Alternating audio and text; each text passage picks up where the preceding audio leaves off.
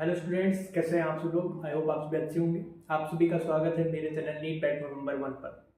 तो नीट 2025 का जो पेपर का डिफिकल्टी लेवल है वो कैसा रहेगा, क्या क्वेश्चंस का लेवल रहेगा और आप उसको कैसे अटेंड करें और किस चीज़ पे आप ज़्यादा फोकस करें, उन सभी चीज़ों की बात हम इस वीडियो में करेंगे।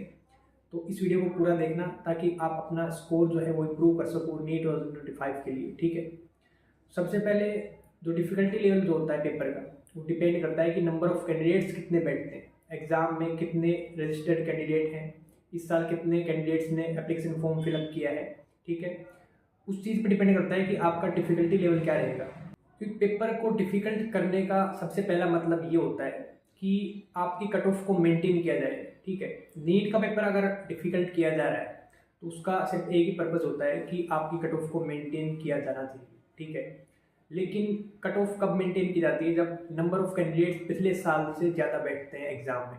अगर इस साल पिछले साल से ज़्यादा कैंडिडेट ने एप्लीकेशन फॉर्म फिलअप किया होता तो डेफिनेटली आपका जो क्वेश्चन का लेवल है या फिर पेपर का जो लेवल है वो इंक्रीज आपको देखने को मिलता। लेकिन 2 से 3 लाख स्टूडेंट्स ऐसे हैं जो इस साल एप्लीकेशन फॉर्म फिलअप नहीं कर पाए, तो उस वजह से नंबर ऑफ कैंडिडेट्स तो पिछले साल के जितने ही है।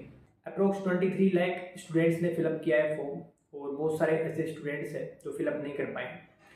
तो डेफिनेटली पेपर का जो डिफ़िकल्टी लेवल है वो तो एवरेज रहने वाला है पिछले साल की तरह, या फिर हम बोल सकते हैं पिछले 3-4 साल से तो पेपर आ रहा है वैसा ही पेपर का लेवल रहेगा।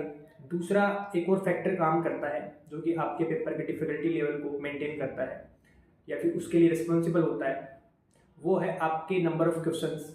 तो नंबर ऑफ क्वेश्चंस आपको पता होगा इस बार 180 आएंगे, जबकि पिछले साल आपके नंबर ऑफ क्वेश्चंस 200 थे। 200 में से आपको 180 करने थे, तो बच्चे आराम से स्कोर कर पा रहे थे 720 या फिर 700 प्लस या फिर 650 प्लस।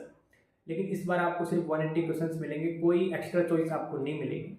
तो डिफ़िकल्टी लेवल इस फैक्टर पे भी डिपेंड करता है। ठीक है, तो 180 क्वेश्चंस आ रहे हैं आपके, तो डिफ़िकल्टी लेवल को इंक्रीज़ करने की ज़रूरत नहीं पड़ेगी एनटीए को मेरे हिसाब से।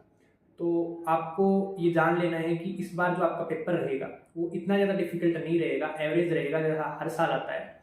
जो पिछले 3-4 साल से पेपर आ रहा है ट्रेंड आपका वही रहेगा।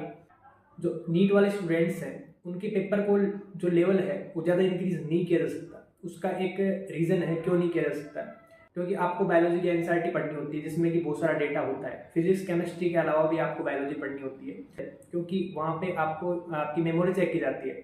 तो नीट वाले स्टूडेंट्स होते हैं उनकी मेमोरी चेक की जाती है, आपको जो डेटा है वो स्टोर कर पाने की कैपेसिटी कितनी है ये आपको चेक किया जाता है।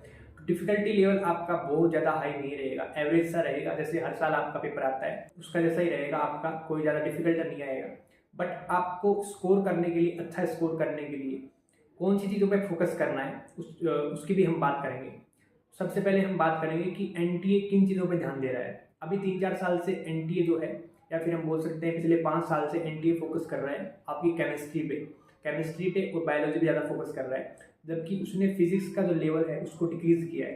5 साल से पहले अगर आप पेपर उठा के देखोगे तो आपका फिजिक्स का लेवल था बहुत ज़्यादा हाई था, बट अभी जो 5 साल का ट्रेंड चलता आ रहा है उसमें फिजिक्स का पेपर का लेवल बहुत ही लो किया गया है। नीट के पेपर में अब क्या हो रहा है कि 70% क्वेश्चन ऐसे होते हैं जो कि बहुत ईजी लेवल के होते हैं, 20% मॉडरेट लेवल के होते हैं और 10% बहुत हार्ड लेवल के होते हैं। बहुत हार्ड आप नहीं बोल सकते बट टफ बोल सकते हो आप।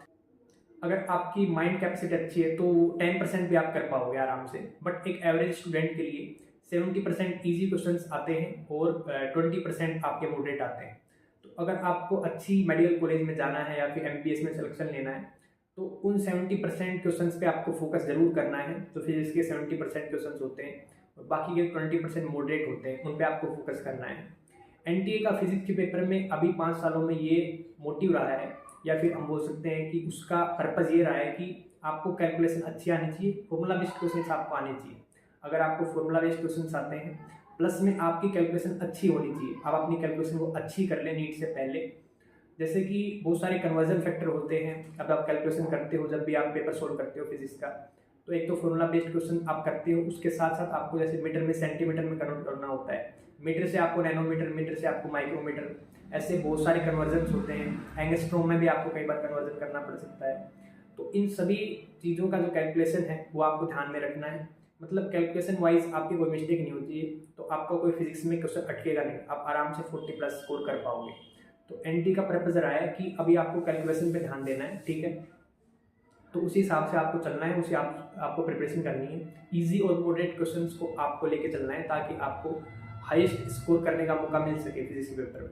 दूसरी चीज़ जैसे मैंने आपको बताया था कि एनटीए 5 साल में, ये जो 5 साल पिछले 5 साल है, इनमें क्या कर रहा है कि केमिस्ट्री के ऊपर ज़्यादा ध्यान दे रहा है। केमिस्ट्री का लेवल उसने थोड़ा उठाया है। उठाने का मतलब आप बोल सकते हो कि एनसीईआरटी में डीप जाके उसने क्वेश्चंस पूछे हैं। मतलब अगर आपकी एनसीईआरटी पढ़ी हुई है इनऑर्गेनिक की या फिर ऑर्गेनिक की, तो आप लोग क्वेश्चन कर पाओगे।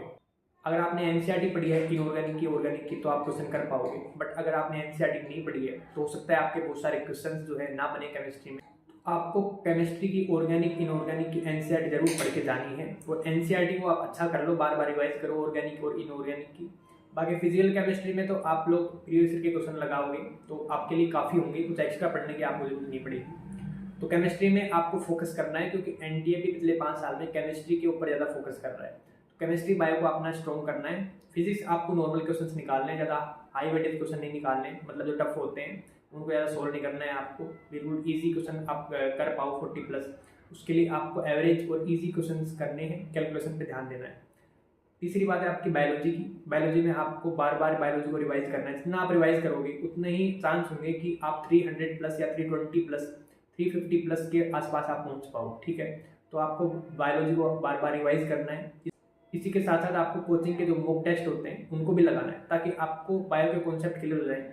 बहुत सारे ऐसे चैप्टर्स होते हैं जिसमें कि आपको कॉन्सेप्ट की जरूरत भी पड़ती है, जैसे कि जेनेटिक्स हो गया आपका, बायोमोलिक्यूल चैप्टर हो गया, डीएनए आरएनए वाला चैप्टर हो गया आपका। तो इन चैप्टर्स में आपको कैलकुलेशन की प्लस में कॉन्सेप्ट की जरूरत पड़ती है।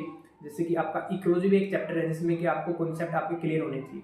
तो इसके लिए आप कोचिंग के मॉक्स भी रेगुलर लगाएं, प्लस में एनसीईआरटी को बार बार रिवाइज करें। जितनी बार रिवाइज करोगे उतना ही आपके माइंड में स्टोर हो जाएगी एनसीईआरटी एज इट इज। जैसे पेज छपी है आपके बुक में, वैसे ही आपके माइंड में छप जाएगी। तो आपको बायोलॉजी को बार बार रिवाइज करना है, मॉक टेस्ट जरूर लगाने। तो ये सब चीज़ें फॉलो करनी है। और पेपर का डिफिकल्टी लेवल ज़्यादा हाई नहीं रहेगा। आप लोग टेंशन नहीं ले, प्रेशर नहीं ले कि पेपर का लेवल हाई हो जाएगा या फिर आपके जो क्वेश्चन हैं वो आपके नहीं बनेंगे एग्जाम में। डेफिनेटली आपका पेपर का लेवल एवरेज रहेगा, जैसे पिछले 3-4 साल से आ रहा है। और कट ऑफ जो है वो भी लो ही रहेगी, ज़्यादा हाई नहीं रहेगी पिछले साल के बजाय। तो आप लोगों को अपनी प्रिपरेशन अच्छे से करनी है। और अभी अगर आपको कोई डाउट हो जाता है तो आप कमेंट बॉक्स में कमेंट कर सकते हो। वीडियो को जरूर लाइक करना, शेयर करना, और अगर आप चैनल पर नए हो तो चैनल को सब्सक्राइब कर लेना, ताकि आपको नीट से रिलेटेड कोई भी इंफॉर्मेशन रेगुलर मिलती रहे। Thank you.